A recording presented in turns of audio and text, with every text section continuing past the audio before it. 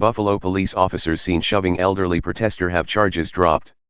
This was not the JFK assassination, a district attorney said.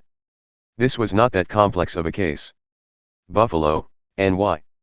Criminal charges have been dropped against two police officers seen on video last spring shoving a 75-year-old protester to the ground in Buffalo, New York, prosecutors said Thursday. A grand jury declined to indict Buffalo officers Robert McCabe and Aaron Torgalski on felony assault charges, Erie County District Attorney John Flynn said, ending a matter that drew national attention at the height of protests over the police killing of George Floyd. Messages seeking comment were left with lawyers representing the officers.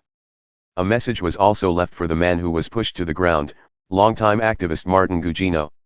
John Evans, president of the Buffalo Police Benevolent Association, told the Buffalo News, "Obviously, we are ecstatic with their decision. These officers have been put through hell and I look forward to seeing them back on the job." Flynn, echoing earlier statements, said he didn't necessarily feel that altercation rose to the level of a felony but that state law required prosecutors to bring such a charge when a victim is at least 65 and the suspected perpetrators are at least 10 years younger. Addressing criticism that he slowplayed or sandbagged the case, Flynn said prosecutors made a thorough presentation to the grand jury but, citing secrecy rules, said he couldn't discuss what witnesses were called or what evidence was presented. The grand jury heard the case on a delayed basis because of coronavirus-related court closures, he said. Flynn said throughout the investigation, video of the shove remained the primary evidence. This was not the JFK assassination, Flynn said. This was not that complex of a case. The video that was taken speaks for itself.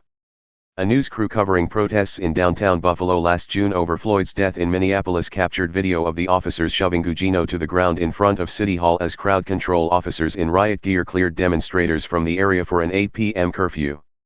Gugino, pushed backward, started bleeding after hitting his head on the pavement and spent about a month in the hospital with a fractured skull and brain injury. McCabe and Torgalski were suspended without pay and arrested within days. They pleaded not guilty and were released without bail pending further developments. Flynn said at a news conference Thursday that national attention on the case had no influence on his decision to charge the officers right away. "All I need is probable cause for an arrest," Flynn said. "When I go to trial, though, I need beyond a reasonable doubt. At this point right now, it's 50-50ths in my mind as to whether or not it was intentional or reckless. If it's 50-50ths, that's not beyond a reasonable doubt. That analysis factors into my mind, but I can't articulate to you what was going on in grand jurors' minds." The Buffalo News reported that the Buffalo Police Department will begin an internal affairs investigation, a development that had been on hold because of the criminal case. A message seeking comment was left with a police spokesperson. In the wake of the officers' suspensions, nearly 60 other members of the department's crowd control unit said they would no longer serve on the unit, effectively shutting it down. The city responded by replacing the emergency response team with a public protection unit designed to work with groups seeking to peacefully protest.